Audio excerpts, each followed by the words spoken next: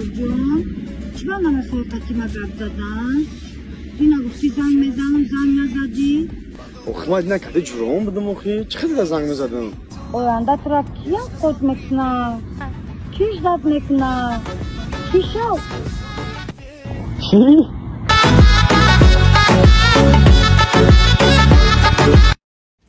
همین روی خدا را بگیم برادرو همین ویدیو اگه معنی کرد اگه معلومه که کنته که دبر شیرم یا به ناموسی نمی کنتش یگه برای لایک پرس موتر نه که آخی همین دختر ده خدا همین قمی زند برادرای عزیز همین پروردگار همین قمی زند همین روز تا نمیخه میکنه یا بار افتبی در رود میگی کسی ریده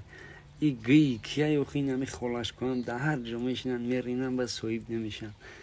الله خورد کنه چی معنی دارم ویدیویت ای سر فرمی تر بی شکمت رنگی شلوب که مسب سیا ای در ریشه و پنجت سنگ مرکی چو ما تر دیدیم تو خطا بر با دیگه تلفن بید تو شما وابشه ناموس اکا مادر پدر دارین برای در پوبلیک شما را بینن گفته فرق نداره لوبوی نمود ویدیو آخی چی معنی داره ای کسافت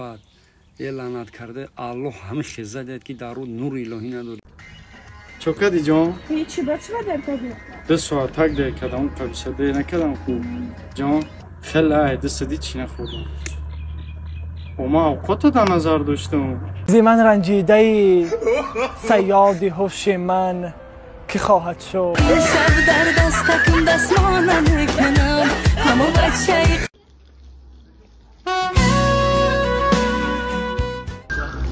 این همسایه مزید همسایه مبارک شوه این مهمونی نه احمد شیره یا خیا که روبا شو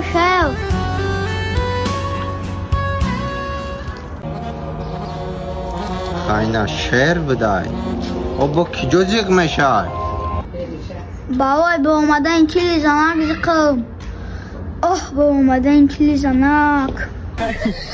به اقلایا خید کردی لا لا لا لا لا لا لا لا لا لا لا لا لا لا لا لا لا